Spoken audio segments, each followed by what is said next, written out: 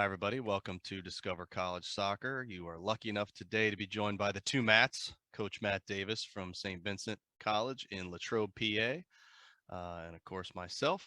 So, Coach, thanks for joining us today. Yeah, for sure, Matt. I'm excited to be here. Well, I'm excited to have you. I have the soft spot for the Division III program since that's what I played in. It looks like that's what you did as well. So, Yep, for um, sure. but let's talk a little bit about the recruiting side of things on Division III because that's always of at the top of mind of a lot of high school players. So, when is it that you're doing your most contacts with players? What year in high school are they? When are you hearing from them? When are you going to tournaments to watch, etc.? Yeah. So this year's timeline was a little bit thrown off. I got here to St. Vincent in January, and then there wasn't much of any in terms of a recruiting class that was put together. So our timeline obviously for this year's class was a little bit thrown off. We're actually just wrapping it up right now, but typically. Starting in, probably that second semester of junior year is when we shift a lot of our focus. So this past January, in a typical year, we would have shifted much of our focus to, the 2023 grads and the juniors in high school, and really use that, the spring showcases and the summer camps to really narrow down our pool of players, both guys that have shown interest in us and guys we identified, just out in our recruiting. So that would be narrowed down in the summertime, and then so most of our initial contact and getting guys on an initial campus visit would be, right around this time in the spring, early summer. And then as our pool narrows, we would, invite guys back to campus in the early fall, typically to see a game, spend extended time with the team, have more of their official visit on campus. And that's, it's typically when guys give you the yes or the no once they're able to get that, almost 24 hours day in the life type experience on campus. Yeah, it makes a lot of sense. Now you mentioned spring showcases and camps and stuff like that. So what for you on the tournament side of things, what are the ones that are kind of you're going to no matter what, that you're there every year Yeah. checking out players? Yeah, so certainly in the springtime, it was Jefferson Cup's the big East Coast tournament, and that tournament's done a great job of growing as a showcase over the years. Where I was there for all 3 days this fall, Friday, Saturday, or this spring of Friday, Saturday, Sunday, and was able to both see seniors that were making their final decisions, and as well as just see a lot of really good 2023 grads playing. So. That's a big one for us in the springtime. 2 weeks prior to that was at Bethesda. We're also, typically going to the Blue Chip Showcase, which is this coming weekend. And That's then, Cincinnati, right? yeah, Cincinnati. And summertime is a mix of camps and showcases. I'll go to some of the nationally based recruiting camps that do a good job. Year to year, like Future 500's one that continues to grow. And, being a Philadelphia guy, that's where they were founded. So I've always had a good relationship with them. And then just a mix of, we'll try to have some camps here in the summertime and early fall, as well as, still going out to identify guys, at some smaller summer tournaments that, not every guy is going to go through an ID camp circuit. So we understand that. Oh, it makes sense. So when you're at a camp or with these showcases, what's your checklist look like? What's the hierarchy of things that you're looking for in a player, whether that's on the field or off the field? Yeah. So I think, big thing, and it's probably the thing a lot of coaches point to is just the attitude, kind of the off ball piece. What they're doing when they're not, an active part of the game. So how they're coached. I try to even get to, if I'm going to single off games, try to get there 20, 30 minutes early, and just see what a guy's like in warm ups. How he interacts with his teammates. I think those are all the pieces that can really separate, the average programs that have talent to the programs that similar talent level, and they're just a more bought in collective group. So that's a big thing for me. Certainly all the tangible athletic pieces, size, speed, ability on the ball. I've always kind of gravitated a little bit in my recruiting at Division III level to some guys that are a bit undersized that, really, really skillful players that I've had over the years that, if they were 6 foot instead of 5'8", they'd probably be on a Division I roster. So that's, and that's me a little bit too. As you mentioned, I was a Division III player and was undersized. And I think if I was 6 foot tall, I still would have played Division III. But there's some other guys that, size and maybe just the natural athletic ability isn't, top tier, but they're just really, really smart, high IQ soccer players. And I tend to gravitate towards that, as I'm watching the game, who might be the overlooked guy on this, elite club team that isn't the top 7 or 8 guy on maybe his own team, but in our environment could be, an elite player, just with his mind. Yep. I hear that. So when you're recruiting, how much are you talking to club coaches, high school coaches about these players, and how does those relationships factor in?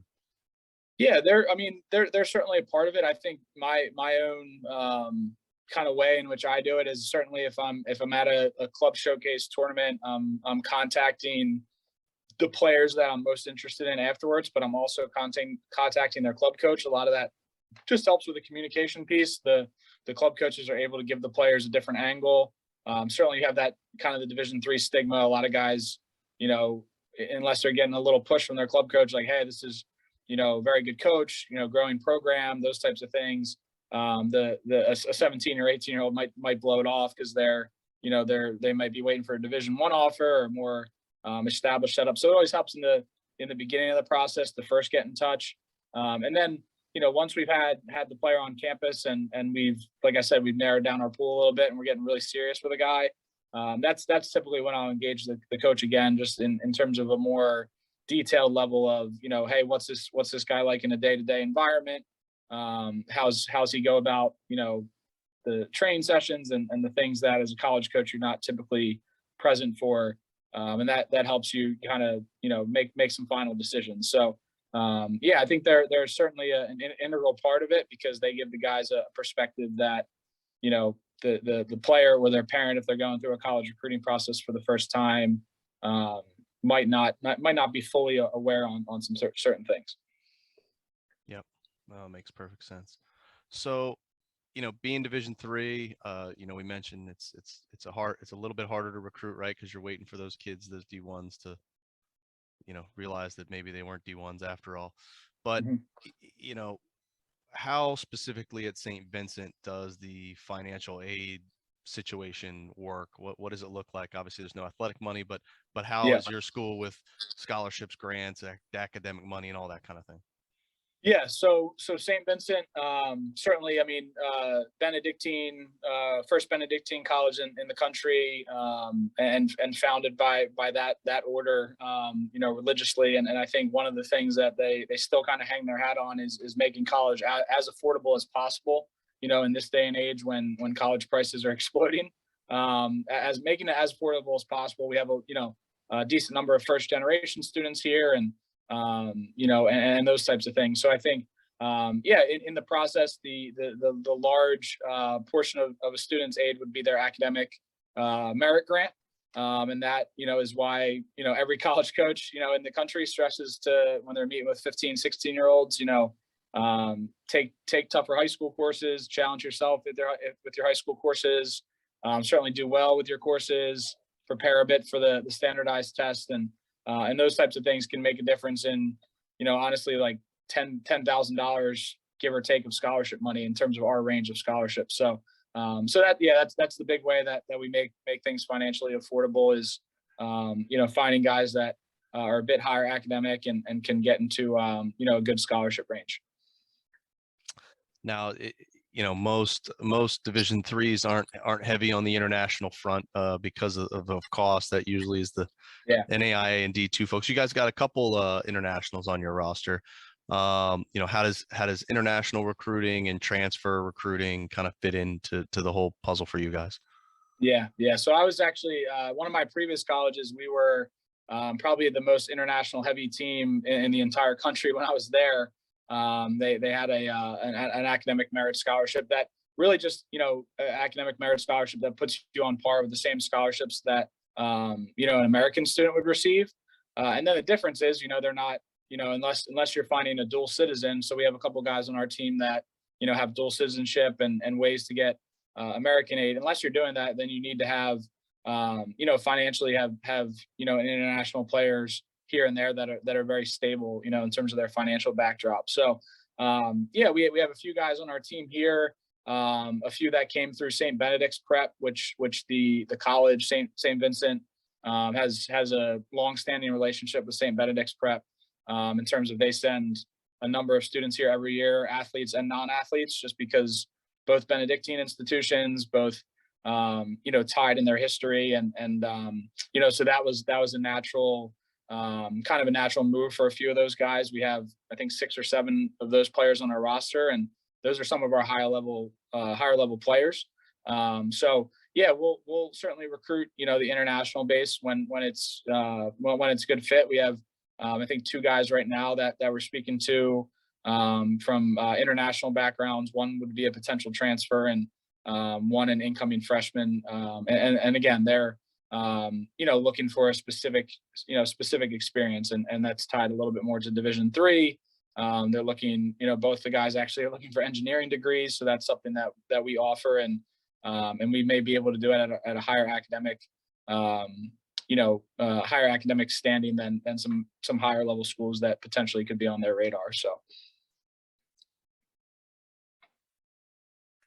That's great. I mean, you mentioned engineering and kind of the whole Benedictine thing as well. So let's talk a little bit more about the school in general. I mean, I can click around the website and learn all about it and see what's out there, but give me the inside scoop, right? What's the awesome things about St. Vincent that maybe I'm not going to find by clicking around the website?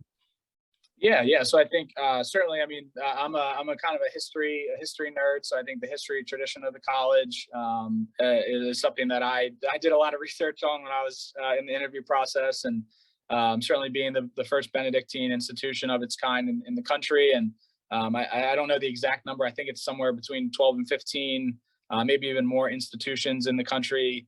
College institutions trace their roots back to St. Vincent. There's the tradition. I mean, Father Myron is my boss, the athletic director here, and I think we have the we certainly have that religious backdrop, but I think the biggest thing that's carried through for me and being here for a few months with the Benedictine tradition is more of the community outreach, campus ministry, mission, community service mission trips, those types of things, is what's carried through. We certainly don't have a college that is, full of, 100%, students of Christian backdrop or even a religious backdrop. So it is a very diverse campus, but I think the mission of the college and, what they've, stayed true to over the years is still very evident in the day-to-day life in terms of valuing the individual experience of each student. So I think that's what a lot of smaller private liberal arts college hang their hat on in terms of the student experience. But I think what drew me, probably to sum up the answer to that, to the question you just asked, what drew me to St. Vincent was just the quality of student outcomes. So a lot of schools throw percentages around, like 98% of our students are employed or working, but I think the quality of where St. Vincent students are attending medical school, graduate school, or right into the career field is really top notch. And then I think the professors here and the career center in particular, I've been around a number of different Division III schools. I think this is among the highest that I've been to. So that would be one of my pitches every time I talk to a recruit is just what your ROI is in this day and age. You're putting in a lot of money for college, and me being of the belief that St. Vincent does a really good job in terms of getting our students into really good opportunities post college. That's great. Well, and as an alum of the Catholic University of America, I can definitely get behind all those things you just said. So, Sure. like you said, strong academic background. So what is available for student athletes in terms of support, and how do they balance really their school and their study? I mean, the sport and their studies. Yeah. So each of our players would have an academic advisor that would be a full-time professor on campus, and they would meet with that advisor as early as the summer before they enter St. Vincent to schedule their first semester courses. Um, if everything's going well from an academic standpoint, there's not any hurdles in the process, then they may only see their advisor once a semester to check in, schedule the next semester courses. But um, you know, I think a lot of college students, particularly early on, have some hurdles with the adjustment and the change in workload at the college level. So that's what the advisor's there for, if they're having any type of academic issues, those types of things. We certainly have a full tutoring center available in our library, which for me is great. It's our athletic center is right here, and I can walk out our door and get to the library in 50 steps. So and you can go in there and tutoring available for students in all different subject areas, both student peer tutoring and more of the professional tutoring from college professors. So that's available for our guys. We have an academic system in place, really positive thing here at St. Vincent, where I can, at any point, I could log in this morning and see what our guys' class attendance was last week, what their most recent assignment grades were, and then what their class standing is in each course. So it just keeps, lines of communication open so that if they are struggling in a course, if we have an accounting student who's got to take his one, gen ed science course, and it's just a tough course for him to take, we're able to keep lines open and make sure he's getting the tutoring early in the semester, that he needs to be successful. So yeah, that's one of the positives of being an athlete at the college level is you have a few more people, coaches, advisors here in the athletic department, just full-time staff in the athletic department that are here to help and guide the guys on the team. Oh, that's great. So walk me through what we'll call it a typical week is, during the season, in terms of from a student waking up to going through the day, going to bed, kind of day by day. What would be a standard week at St. Vincent? Yeah. So there's no standard week, but in the fall, we're typically playing 2 matches a week. So usually a midweek match and a weekend match. And then typically, 6 out of every 7 days a week, we're getting together as a team. We always have, one day off that's NCAA mandated, and a good a day for the guys to kind of refresh, catch up on academic work, just recover from the grind of the season. But yeah, in those, we will have 4 training days, throughout that week. And for us, typically in season, 2 of those days at least are more of your kind of full-on training sessions, typically day before a game or 2 days out from a game where you're getting prepared. And then, in season a lot, if we're playing on Saturday and Wednesday, we might be meeting, Sunday and doing a recovery session, maybe getting a weightlifting session in, maybe a session over at our pool, maybe a yoga session. Again, a lot of recovery for the guys who played a lot. Maybe a session down at the field for the guys who didn't play in that Saturday match. And then, Monday might be a day off, and then Tuesday is more of a full-on session. So our guys would typically, in season and in our competitive season, we would train somewhere in that kind of 4 to 7 p.m.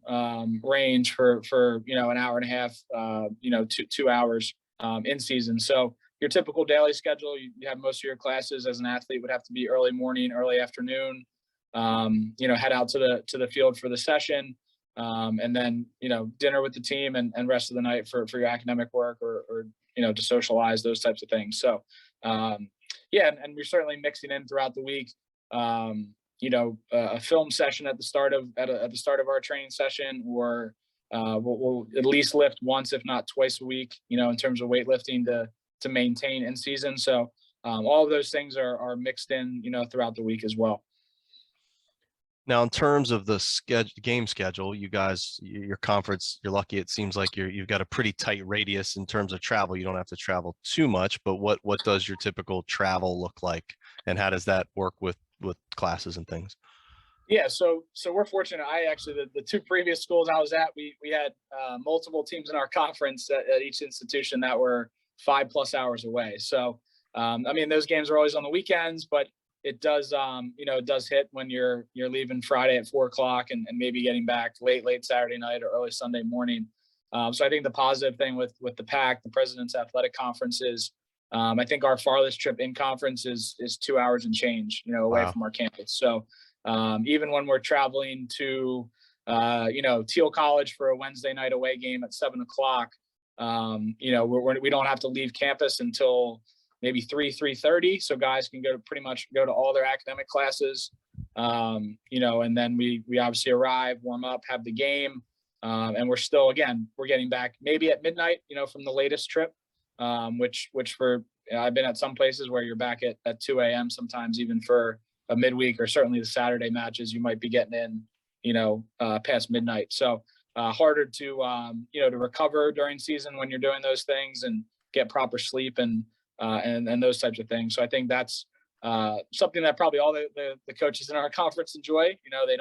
We don't have any overnight trips, in conference play. So it does give us the freedom out of conference if we want to, travel a little bit further as a team, have a little bit of an experience. That's something that, I'll try to do here, whether it's playing, matches in DC or Philadelphia or New York City, in and around those areas, and giving our guys kind of a weekend trip experience is, something I would probably plan out for 2023 and beyond.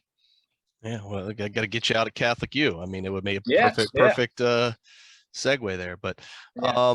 well, let's talk a little bit more about the team and the soccer side of things. So, I know you're new to the program, but do you have like a typical, or not a typical, an ideal roster size that you're looking to get to each year?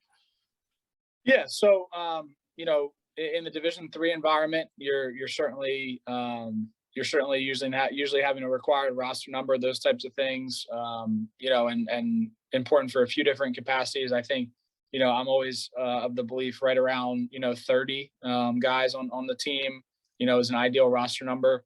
I think if you're having 3 or 4 keepers and 26, 27 field players, give or take a couple in a given year, it's never an exact science with Division III, not having athletic scholarships. So that would be an ideal number. It keeps, I'm a coach that typically I'll play, 16, 18 guys in the course of a match, and play a deeper bench, particularly early in the season.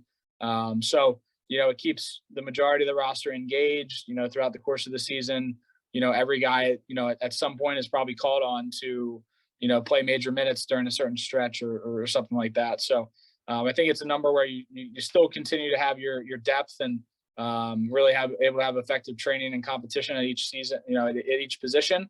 But you're not getting, so many guys on the roster in the 40s and 50s, which some schools do, that it's just really hard to be able to focus individually on each player, and give them the attention that they deserve. So that would be our number, is right around 30, give or take a few, depending on, the year and what our senior class is looking like. So, do you have any other staff at this point, or what does the staff look like, overall at the university for the men's soccer team? Yeah. So I got here, and obviously there was a coaching change transition. So we're hiring an assistant coach for the program. That will be, we've actually done, just preliminary work for that, but they'll be on board this summertime, to prepare for the fall. And then we also have a senior who was on the team last fall, who will be continuing here at St. Vincent in the graduate school program. So he is, and eventually his goal is to be a high school coach at the level. So he's actually been helping me out this spring, just with training sessions, a bit of recruiting, those types of things. So our staff, by August would be myself, an assistant coach, and a graduate assistant, and that gives us a pretty good training environment where we can have different coaches running sessions. Guys can hear different voices. The keepers the goalies will certainly have a coach that they can, have a few lengthy sessions with each week. So that'll be what our staff will look like. I think right now I'm the only coach for men's soccer listed on our website, but that's just part of the Yeah. the transition here when I started in a few months ago. So No, it makes sense. Um, well, how would you describe your style of coaching and the style of play that you want your team to have? yeah, so I think from even previous schools that I've coached at, and how I see the envision the team structure forming. We already did a lot of work towards that in the springtime. That was the advantage of when I got here in early February. I was able to have a full spring season with the guys and starting to implement like how we want to play and some of the staples of how we want to play. So very always been a very structured coach from a defensive standpoint, in terms of guys having their roles, responsibilities in terms of our press. Whenever possible, we'll prefer to be a higher pressing outfit and try to turn teams over in their defensive third. I think that's at the end of the day in late season college matches, postseason matches, that is typically what wins. Despite if you're not having a great game from a technical standpoint, knocking it standpoint, if you can kind of stay true to always having a very organized defensive structure and defensive press, you're going to give yourself a chance regardless of the opponent and how well you're clicking on the ball. And then I think on the flip side, certainly want to give the guys a lot of freedom. So it's more of an interchangeable attack. Guys can move about the attack as they see fit, and certainly trying to play a very quick decision making.